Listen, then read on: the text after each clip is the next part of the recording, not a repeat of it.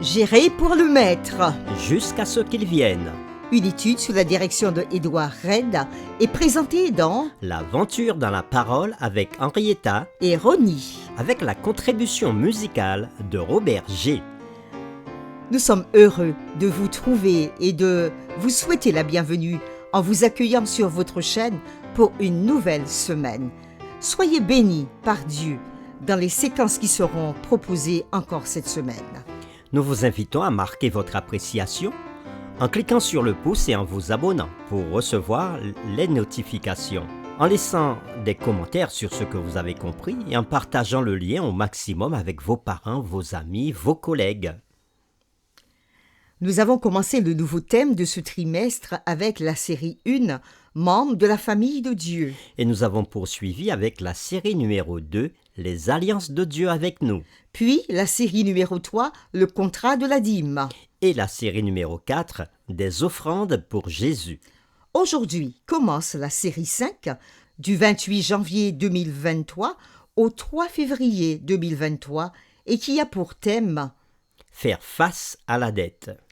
Les lectures de la semaine concernent les chapitres suivants. Deutéronome chapitre 28, versets 1, 2 et verset 12. Matthieu chapitre 6, le verset 24. 1 Jean chapitre 2, le verset 15. Proverbe chapitre 22, le verset 7. Proverbe chapitre 6, les versets 1 à 5. Et Deutéronome chapitre 15, les versets 1 à 5.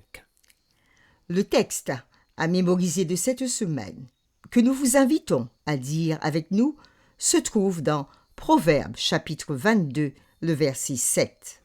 Le riche domine sur les pauvres, et celui qui emprunte est l'esclave de celui qui prête.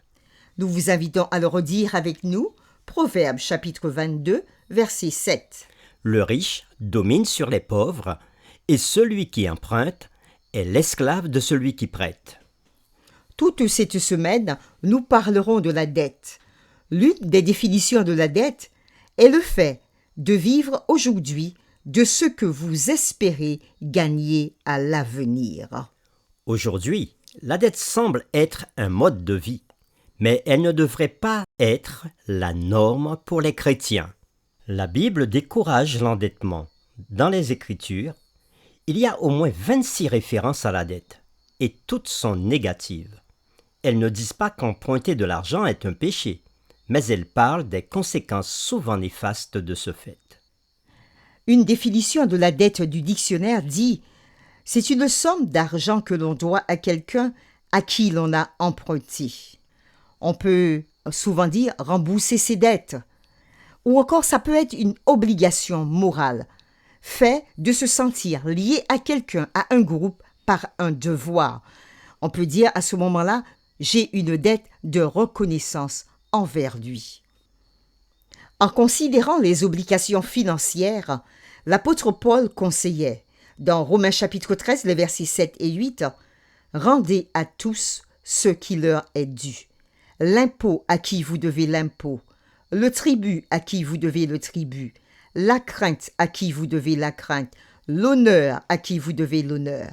Ne devez rien à personne, si ce n'est de vous aimer les uns les autres, car celui qui aime les autres a accompli la loi. » Chaque société a toujours eu au moins un petit pourcentage de personnes endettées. Mais aujourd'hui, la plus grande partie de la population est endettée, et ce n'est presque jamais à leur avantage.